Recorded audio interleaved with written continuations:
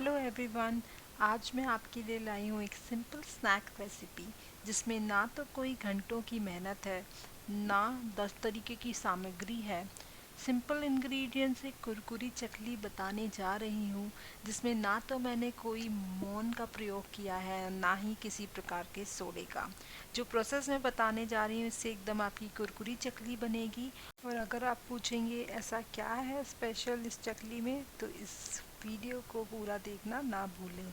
इसमें मैं आपको पूरा डिटेल में बताऊंगी कि क्यों ये चकली एकदम कुरकुरी बन जाएगी सिंपल इंग्रेडिएंट से झटपट। तो मेरे साथ बने रहिए जानने के लिए कौन से वो इंग्रेडिएंट्स हैं और क्या प्रोसेस है। तो चलिए शुरू करते हैं। सबसे पहले मैंने एक स्टीमर ले लिया है और उसमें पानी डाल के उसको स्टीम होने रख दिया है।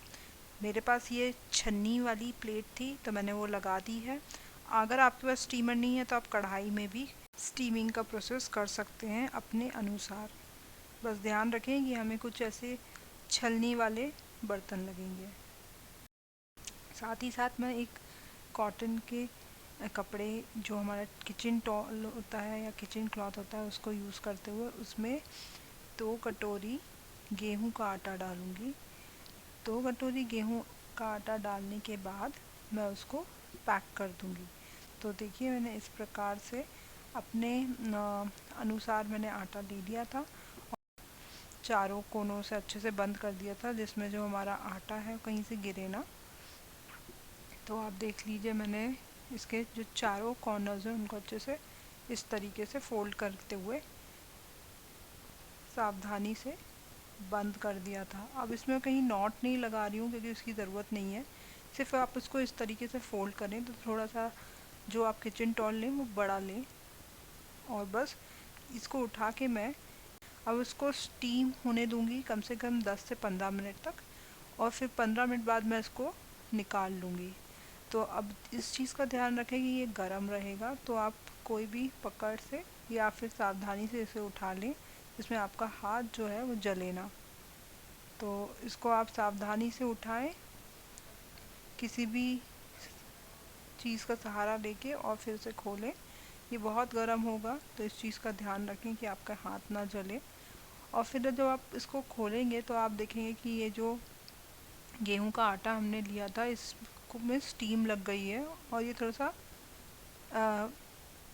बंडल बन गया है इसका। तो आप इसको देखोगे तो आप इसको सलबट्टा जो रहता है, सिलबट्टे से आप इसको फोड़ सकते हो। एक बार इसको आप अच्छे से पूरा फोड़ लें और फिर जब आप इसको सारे आटे को अच्छे से फोड़ लेंगे तो आप क्या करें, एक छन्नी की सहायता से इसको छान लें। अब आप छन्नी की सहायता से जब आप छानेंगे तो आप देखेंगे कि उसमें कुछ कुछ जो बड़े बड़े आटे के बंडल हैं वो बन गए होंगे, मतलब गुठलियाँ बन गई होंगी। तो वो गुठलियाँ हमको नहीं डालनी है। तो उसके लिए आप क्या कीजिए, वो जो छन्नी में गुठलियाँ रहेंगी उसको आप एक अपने मिक्सिंग जार में लीजिए और उसका फिर से एक पाउडर बना के छान के इसी आटे में मिक्स कर लीजिए। तो जो कि मैंने आपको प्रोसेस दिखाया हुआ है, ये देखिए मैंने इसको सलबट्टे से अच्छे से फोड़ लिया है।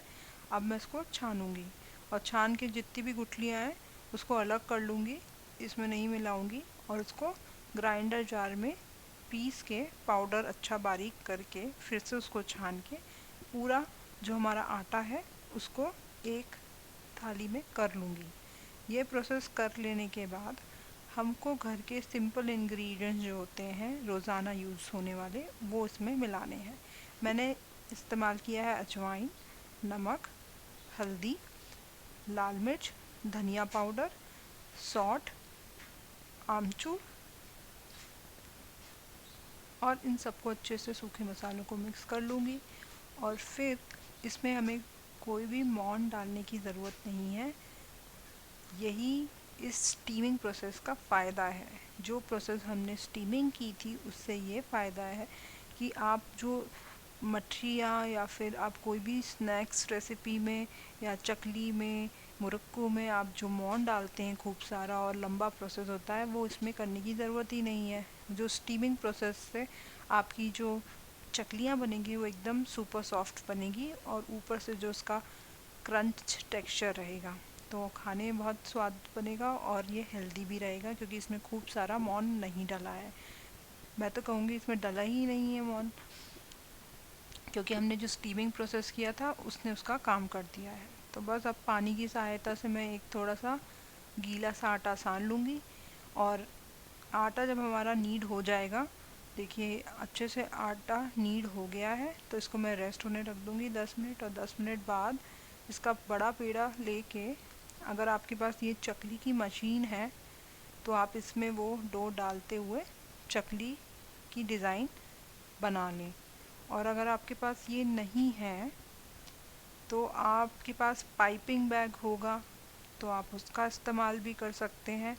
और नहीं तो अगर मैं आपको जुगाड़ की बात बताऊं तो आप बॉटल लीजिए कोई भी, और उसके जो कैप है उसमें एक थोड़ा सा होल कर लीजिए पतला सा, और उसमें भी आप भर के उससे भी आप बना सकते हैं।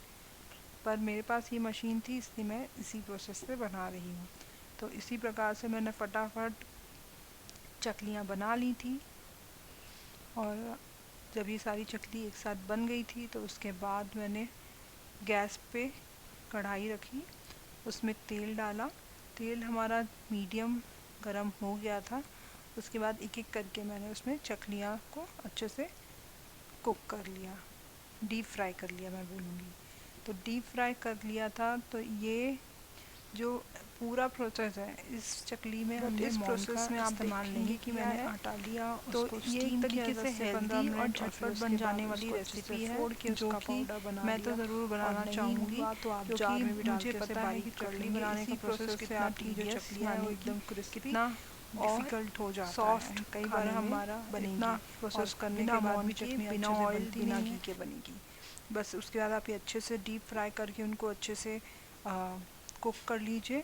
अब ये जो है, ये जो क्योंकि ये आटे से बनी हुई है तो ये ज़्यादा टाइम नहीं लगता इसको कुक होने में। इस चीज़ का आप ध्यान रखें, अपनी नज़र रखें।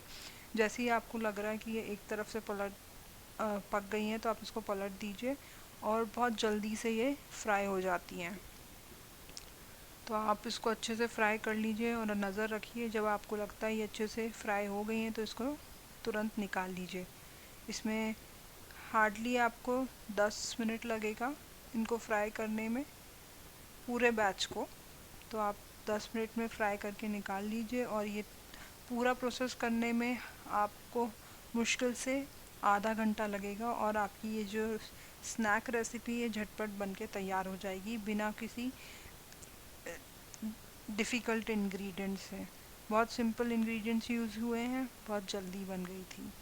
तो बस इसी तरीके से आप पूरे बैचेस को डीप फ्राई कर लीजिए और बना के इसको